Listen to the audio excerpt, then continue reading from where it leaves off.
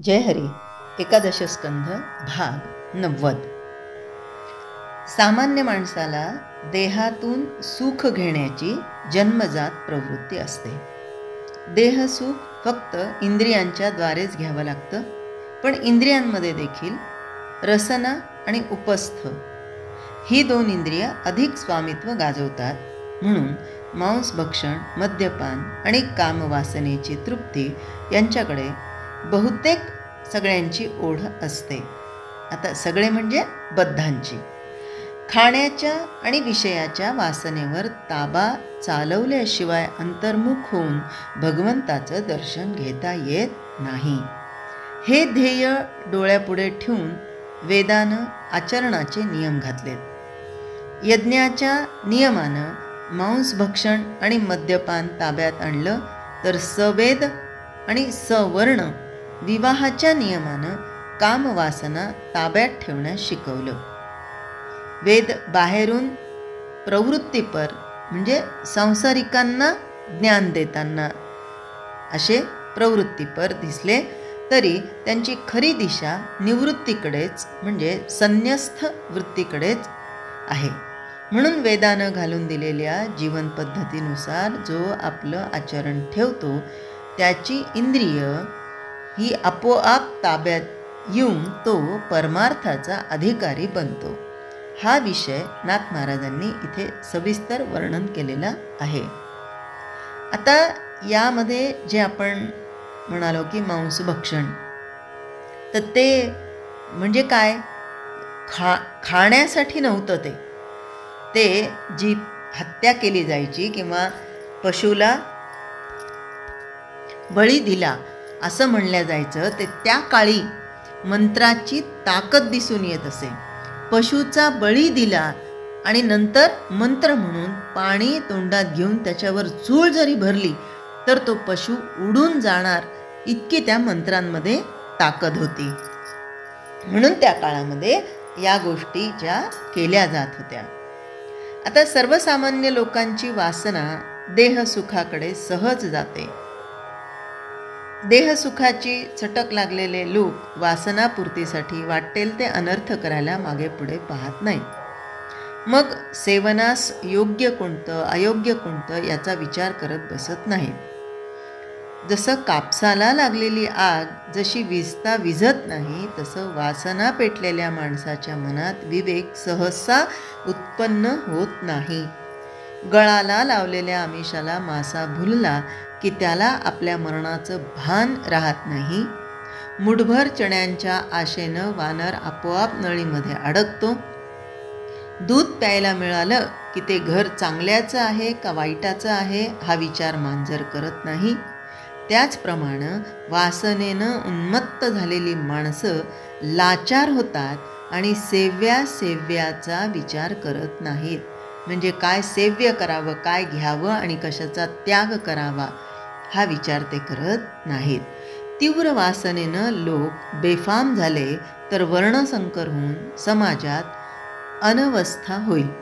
म्हणून वेदानं वर्णाश्रमाची विभागणी करून दिलेली आहे. आणि आम्ही काय म्हणतो, पाऊस हा चहूकडे अस्ताव्यस्त पडतो. ते पाणी, पावसाचं पाणी धरण बांधून तळ्यात साठवतात. नंतर पिकासाठी तिथून लहान लहान पाट फोडतात. किंवा वाऱ्याचं उदाहरण घेऊ. वारा हा नादाकार आहे खरा, पण एखादं असं वाद्य बनवून त्या नादाला साकार करतात. मग सप्तस्वरांच्या साहाय्यानं ते वाद्य नाना मधुर ध्वनी काढतं. त्याचप्रमाणे अमाप देहसुखाच्या मागे उच्छृंखल होऊन लागलेले लोक वाया जातात. त्यांना आवरण्यासाठी वेदानं नियम घालून दिले. योगभ्रष्टांना, म्हणजे योगभ्रष्ट नाही, इथे योनिभ्रष्ट पाहिजे. योनिभ्रष्टांना आळा घालावा म्हणून कामवासना तृप्तीसाठी लग्न संस्काराचं बंधन घातलं आणि वर्णविशेष ठरवून त्यावर नियंत्रण ठेवलं.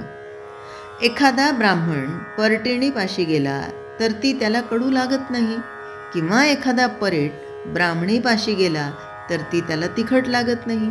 परंतु भलताच पुरुष आणि भलती स्त्री यांचा समागम झाला तर शुद्ध बीजसंस्कार बिघडतात असं होऊ नये म्हणून वेदानं विवाहाचे नियम घालून दिले आहेत. धर्मपत्नी करण्यासाठी पाणी ग्रहण करायचं तर सवर्णाचाच विवाह व्हावा, त्यातही स्वगोत्रात करू नये.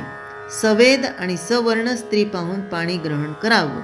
सवेद आणि सवर्ण असून जिला रजोदर्शन झालेलं नाही अशा कन्येला तिच्या पित्यापाशी मागावं आणि तिच्याशी यथाविधी लग्न करावं.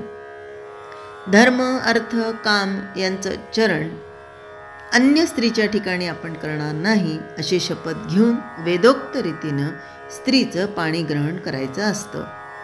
वधूवरांनी पाणी ग्रहण करताना ब्राह्मण, देव आणि अग्नी साक्षी असतात म्हणून इतर स्त्रिया त्यांना माते समान मानाव्या. आता परिस्थिती बदललेली आहे. आता मुलींची संख्या खूप कमी झालेली आहे.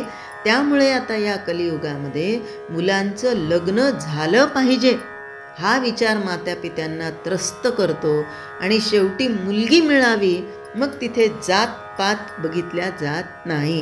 आता हे कलियुगाचं वाढतं प्रमाण आणि यामध्ये या सगळ्या गोष्टी आता ग्राह्य धरल्या जात आहेत. तर शेवटी काय, तात्पर्य काय, तर वेद निवृत्तीपरच आहेत.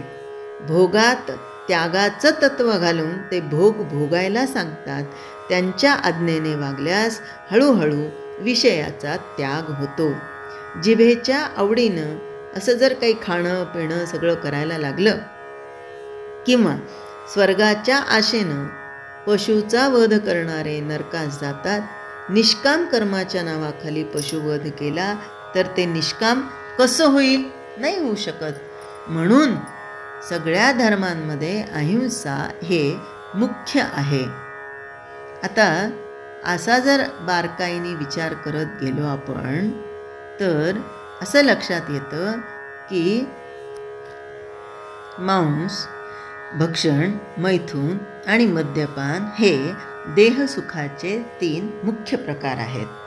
त्यापासून निवृत्त व्हावं हाच वेदांचा निश्चितार्थ आहे.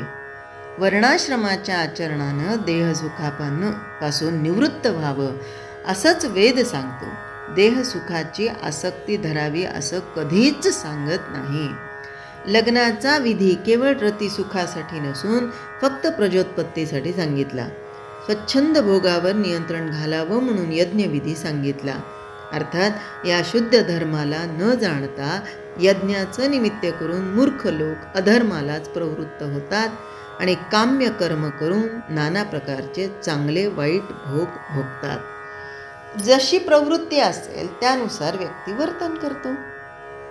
आता माणसांना पैसा भरपूर आहे, तर विश्वामध्ये परमात्मा अंतर्यामी रूपानं भरलेला असल्यानं जगात संपूर्ण वाईट वस्तू नाही असं नाथांचं स्पष्ट मत आहे.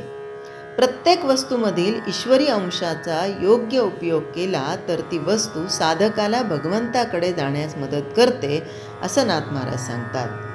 पैसा, ऐश्वर्य, संपत्ती यांना हाच नियम लागू आहे. पैशाचा उपयोग केवळ देहसुखासाठी केला तर तो मारक होतो आणि त्याचाच उपयोग दान धर्मासाठी केला तर तो तारक होतो. यात शंकाच नाही. पैसा जर योग्य दिशेनं खर्च केला तर परमार्थ साधायला उपयोगी पडतो.